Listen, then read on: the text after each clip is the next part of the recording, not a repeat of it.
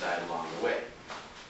Well, if you call a few indigenous people, it's 10 million human beings that were killed by the Americans and the Canadians and the British and the French.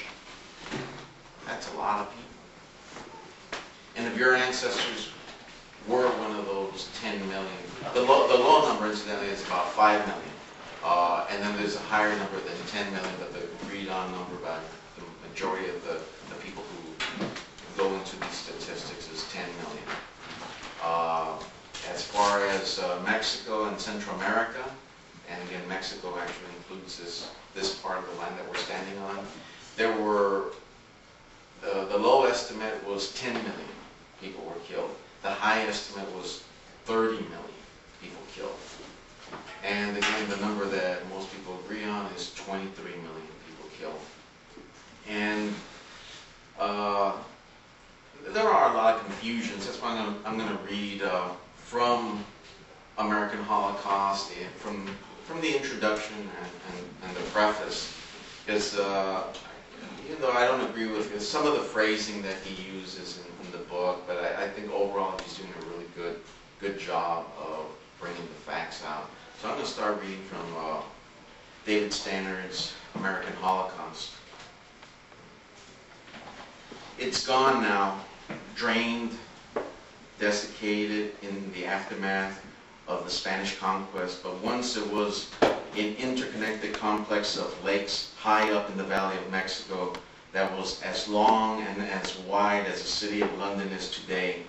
Surrounding these waters, known collectively as the Lake of the Moon, were scores of towns and cities whose population, combined with that of the outlying communities of central Mexico, totaled about 25 million men, women, and children. On any given day, as many as 200,000 small boats moved back and forth on the Lake of the Moon, pursuing the interests of commerce, political intrigue, and the simple pleasure. Residents of the area over time have built up and developed a single huge island as large as Manhattan, and upon that island the people built a metropolis that became one of the largest cities in the world, with a conventionally estimated population of about 350,000 residents by the end of the 15th century. This teeming Aztec capital had already had at least 5 times the population of either London or Seville, and was vastly larger than any other European city. Moreover, according to Hernando Cortés, one of the first Europeans to set eyes upon it, it was far and away the most beautiful city on earth. The name of this magnificent metropolis was Tenochtitlan. It stood majestic and radiant in the crisp, clean air, 7,200 feet above sea level, connected to the surrounding mainland by 3 wide causeways that had been built across miles of open water. To view Tenochtitlan from a distance, all who had the opportunity to do so agreed, was breathtaking. Before arriving at the general central city, travelers from afar had to pass through a densely populated, seemingly infinite surrounding lands, and already invariably they were overwhelmed. Wrote Cortés's famous companion and chronicler Bernal Díaz del Castillo of their visit of one of the provincial cities at the confluence of Lake Chalco and Lake Xochimilco.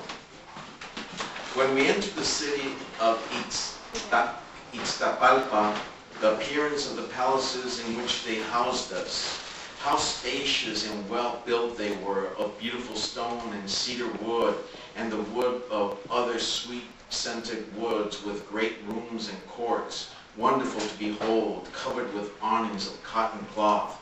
When we had looked well at all of this, we went to the orchard and garden, which was such a wonderful thing to see and walk in, that I was never tired of looking at the diversity of the trees and noting the scent with which each one had, and the path full of roses and flowers, and the native fruit trees and native roses, and the pond of fresh water.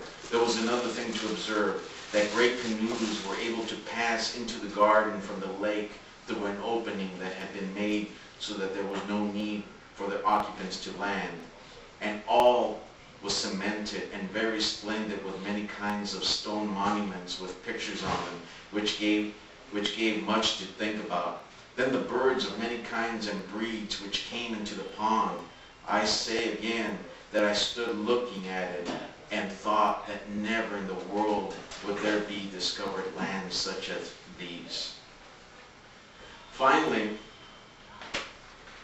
they reached one of the causeways leading directly to Tenochtitlan. They pushed their way across it through, although, quote, it was so crowded with people that there was hardly room for them all, some of them going and others returning from